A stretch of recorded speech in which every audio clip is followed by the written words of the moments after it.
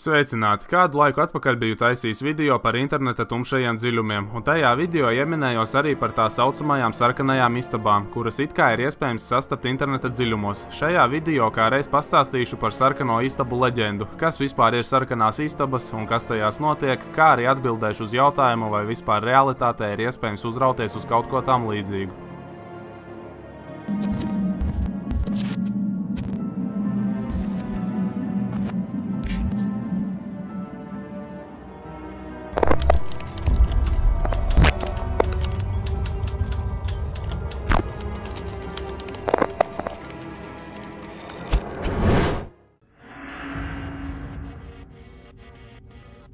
Leģenda par sarkano istabu, kas atrodas virtuālajā pasaulē, sāka aktīvi izplatīties Japānas jauniešu vidū, un tā aptvēra tieši tos, kuri ievērojumu daļu sava laika pavadīja internetā. Saskaņā ar leģendu virtuālā sarkanā istaba parādās jauniešu dzīvē tieši pēc tā, kad viņi sāk meklēt informāciju par to. Būtībā šeit strādā princips, ja interesējies par sarkano istabu, tad sarkanā istaba interesējās par tevi. Vienkārši tāpat uz viņu uziet nav iespējams. Visskaļāk pazīstamais ir stāsts par zēnu, sarkanās istabas upuri, kurš kaislīgi mīlēja surfot internetā un pavadīja teju visu savu brīvo laiku interneta vietnēs. Viņš parasti iegrima virtuālajā pasaulē uzreiz pēc atgriešanās no skolas. Tomēr tas nebija nekas neparasts, jo viņa klases biedri darīja tieši to pašu. Vēlāk skolas stundās puiši bieži apsprieda to, kas ar viņiem noticis interneta vidē. Vienā skaistā dienā stāsta varoņa klases biedrs viņam pastāstīja par dīvainu parādību – sarkano istabu, kuru atrod kaislīgus interneta mīļotājus un liek viņiem izdarīt pašnāvību. Pie tam nokrāsojot savas mājas istabas sienas sarkanā krāsā ar paša savām asinīm, tādējādi izveidojot sarkano istabu reālajā dzīvē. Šis stāsts puisi tik ļoti iespaidoja, ka viņš visu dienu tikai par to vien domāja. Atgriezies mājās, viņš nekavējoties ieslēdza datoru un sāka meklēt informāciju par sarkano istabu. Ilgi meklēt nenācās, jo pēc kāda laika viņa monitora ekrānā parādījās sarkans loks ar durvju attālumu jautājumu: tu gribi nonākt sarkanajā istabā? Pēc tā, kad puisis ar pūlēm aizvēra logu, viņš uzpeldēja atkal un nepazīstama bērna balss atkārtoja jautājumu: tu gribi nonākt sarkanajā istabā?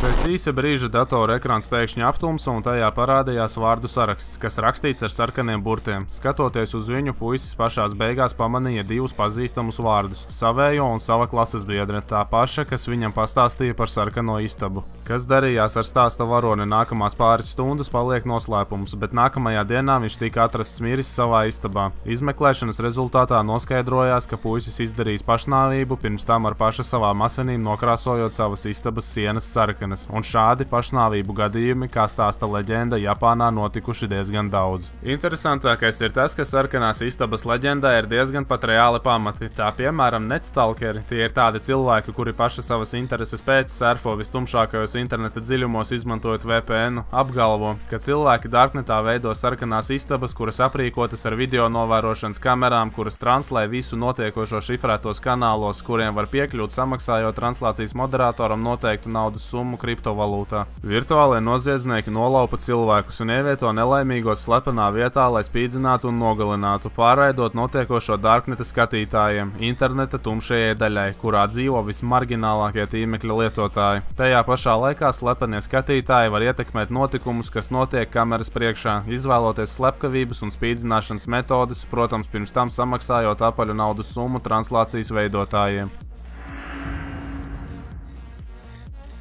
Vēl viena interesanta leģenda, kura ir saistīta ar sarkano istabu, ir leģenda par reālo sarkano istabu, kura diez vai ir reāla, vienkārši tāds ir leģendas nosaukums. Šāda telpa parasti atrodas izglītības iestādes pēdējā renovācijas dēļ sabiedrībai slēgtā stāvā un piepilda jebkādas vēlēšanās. Lai tās piepildītos, jāapmeklē slēgtais stāvs, jāatrod sarkanā istaba, kas no ārpuses neko neatšķiras no citām telpām, jāieiet tajā un jāveic virkne ar darbībām. Jums ir jāsatiekas ar kādu ļoti dārga cilvēka mistisku dubultnieku, skaļi jāpasaka sava vēlme un jānoslēdz derības ar sarkano istabu. Pēc tam telpas apmeklētājiem būs jāizpilda uzdevums, kas tikai pēc izskata šķiet ļoti pat vienkāršs. Rezultātā cilvēks iegūs to, ko vēlas, ja izpilda uzdevumu, vai nomirst, ja nespēja izpildīt istabas uzdevumu. Neveiksmes gadījumā nāve iestājas 10 minūšu laikā un var būt ļoti pat dažāda, no nelaimes gadījuma līdz pašnāvībai.